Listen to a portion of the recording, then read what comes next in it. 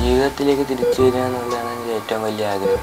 കഴിഞ്ഞ ജൂൺ തൊട്ടായപ്പോഴത്തേക്കിന് മോന് നെഞ്ചിന് വേദന, ജീവൻ പോലും കിട്ടത്തില്ല എന്നുള്ള ഉറപ്പിലാണ് എൻ്റെ മോനെ ഞാൻ എടുത്ത് മെഡിക്കൽ കോളേജ് SIT കൊണ്ടുപോകുന്നത്. എൻ്റെ മോന് ജന്മന ഹാർട്ടിന് ഹോളാണ്. എൻ്റെ ഈ 10 പൈസ പോലും വണ്ടിക്കൂലിക്ക് പോലും എടുക്കാനില്ല. ഞാൻ എത്ര കഷ്ടപ്പെട്ടാണെങ്കിലും ആരുടെ മുമ്പിൽ കൈ നീട്ടി അതിന് ഞാൻ എൻ്റെ മോനെ രക്ഷപ്പെടുത്തിയെടുത്തു.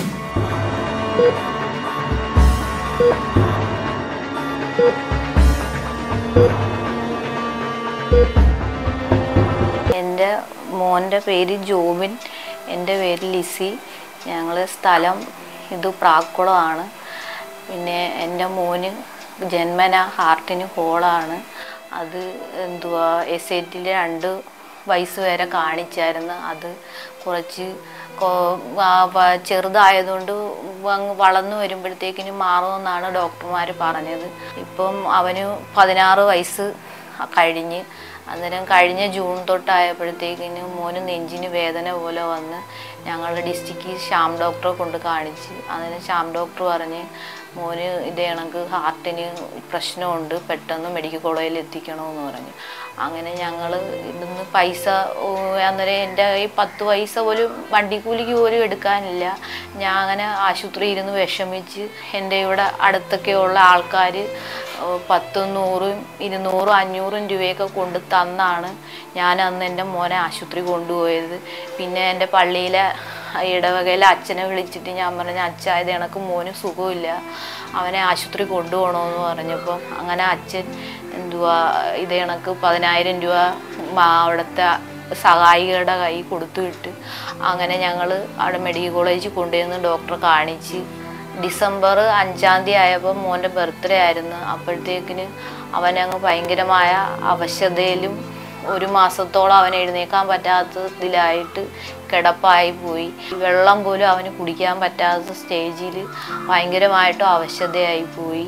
OP കൊണ്ടുവന്ന് കാണിച്ചപ്പോഴത്തേക്കിനും ഡോക്ടർ പറഞ്ഞ് അത് കീഹോൾ സർജറി ചെയ്യാം, അത് പൊടി ഒരു ഹോളേ ഉള്ളൂ, അത് 60,000 രൂപ കൊടുത്താൽ ഞങ്ങൾക്ക് സർജറി ചെയ്യാമെന്ന് പറഞ്ഞു.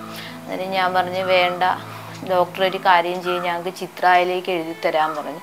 അങ്ങനെ ചിത്രായിൽ കൊണ്ടുവന്ന് ഡോക്ടർ കാണിച്ചപ്പോൾ അവനെ ഫുൾ ചെക്കപ്പും ചെയ്ത് എല്ലാം ചെയ്ത് നോക്കിയപ്പോഴത്തേക്കിനും ഡോക്ടർ പറഞ്ഞ് അവന് ഇതേ കണക്ക് 18 മില്ലിമീറ്റർ അകലത്തിൽ ഒരു ഹോളുണ്ട്, 16 ഇത്രയും ഉണ്ട്, അങ്ങനെ 2 ഹോളുണ്ട്, അത് സർജറി ചെയ്യാതെ മാറത്തില്ല എന്ന് ഡോക്ടർ പറഞ്ഞു.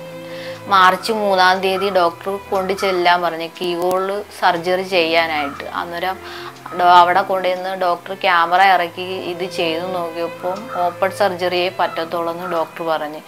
അപ്പോഴത്തേക്കിനും അന്നേരം ഡോക്ടർ ഇത് എമൗണ്ട് എല്ലാം എഴുതി തന്നപ്പോഴത്തേക്കിനും ഞങ്ങൾക്ക് താങ്ങാവുന്നതിനും അപ്പുറമാണ് ആ പൈസ.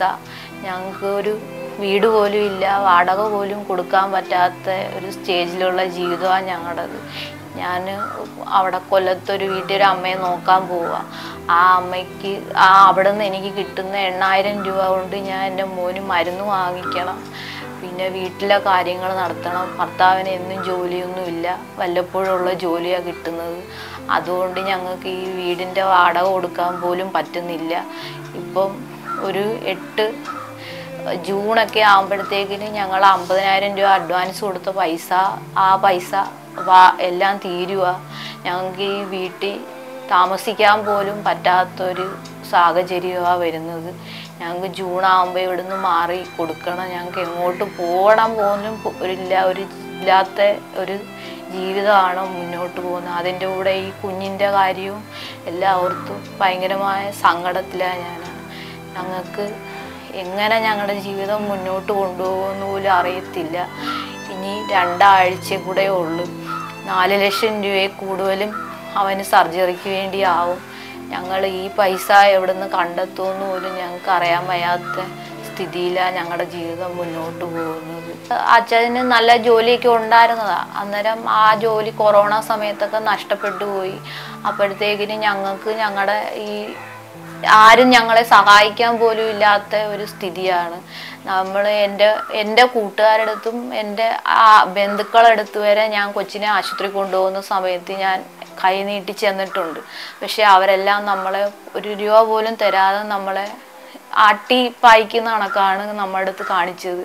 പിന്നെ ദൈവം എനിക്ക് എന്തെങ്കിലും ഒരു വഴി കാണിച്ചു തരും എന്നുള്ളൊരു മനസ്സിൻ്റെ ഒരു ഉറപ്പുണ്ട്.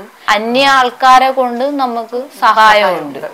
നമ്മൾ ബന്ധുക്കളെക്കായും എനിക്ക് എന്നെ സഹായിക്കുന്നത് ഇവരാണ്. 10, 100 ആയാലും 200 ആയാലും 500 ആയാലും എൻ്റെ ഈ അവിടെ പരിസരത്ത് കിടക്കുന്നവരെല്ലാവരും കൂടെ നുള്ളിപ്പറക്കി കൊണ്ട് തന്ന് എനിക്ക് അത്രയും എനിക്ക് അന്നേരം എൻ്റെ മനസ്സിൽ ദൈവം എന്നെ കൈവിടത്തില്ല, എന്നെ ഏതെങ്കിലും രീതി ആരെങ്കിലും സഹായിക്കാൻ കാണും എന്നുള്ളൊരു ഉറപ്പ് എനിക്ക് അന്ന് കിട്ടിയായിരുന്നു. ഇല്ല, അവന് പഠിക്കാൻ പോകാൻ പറ്റുന്നില്ല. അന്നേരം അടുത്ത വർഷം അവന് 10-ലല്ലേ, 10ലോട്ട് പോകാൻ അന്നേരം അവന് പഠിക്കാൻ പറ്റുമോ, പിന്നെ ഞാൻ ജീവിച്ചിരിക്കത്തില്ല, എനിക്ക് ഓപ്പറേഷൻ ചെയ്താൽ എനിക്ക് ജീവൻ കാണുമോ അമ്മ, എങ്ങനെയൊക്കെയുള്ള ഇതൊക്കെയാണ് അവൻ ചോദിക്കുന്നത്. കുഞ്ഞു സമയത്ത് ജീവൻ പോലും കിട്ടത്തില്ല എന്നുള്ള ഉറപ്പിലാണ് എൻ്റെ മോനെ ഞാൻ എടുത്ത് മെഡിക്കൽ കോളേജ് SIT കൊണ്ടുപോകുന്നത്. ശരീരത്ത് ഒരു തുള്ളി ബ്ലഡ് പോലും ഇല്ല.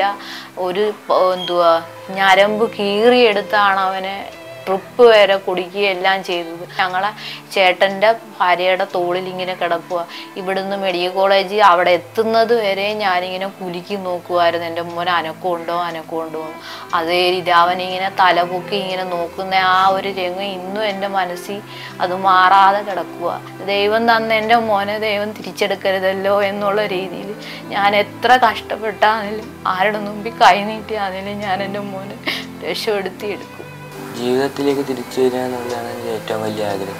ടീച്ചർ എന്നെ വിളിച്ചിട്ട് പറഞ്ഞു, അവനടുത്ത് ക്വസ്റ്റ്യൻ പേപ്പർ മേടിച്ചിട്ട് വീട്ടിൽ ഇരുന്ന് പരീക്ഷ എഴുതി കൊടുക്കണം.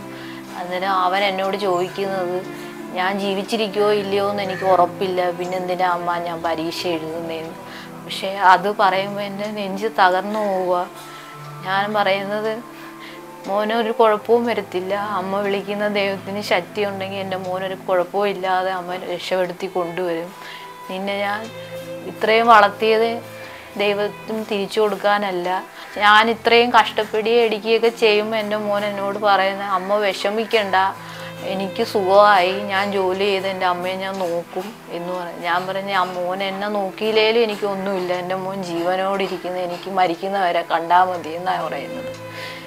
ഈ എല്ലാവരും എൻ്റെ മോനെ സഹായിക്കണം, അവനെ തിരിച്ച് ജീവിതത്തിലേക്ക് കൊണ്ടുവരാൻ എല്ലാവരും എൻ്റെ മോനെ സഹായിക്കണമെന്നാണ് ഞാൻ ദൈവനാമത്തിൽ പ്രാർത്ഥിക്കുന്നത്. ഹൃദയ സംബന്ധമായ അസുഖം മൂലം വിഷമം അനുഭവിക്കുകയാണ് ജോബി. നമുക്കൊരു കൈത്താങ്ങാവാം ഈ കുടുംബത്തിന്. മാക്സിമം ഈ വീഡിയോ ഷെയർ ചെയ്ത് നമ്മളെ കൊണ്ടാവുന്ന വിധം ഇവരെ സഹായിക്കാം.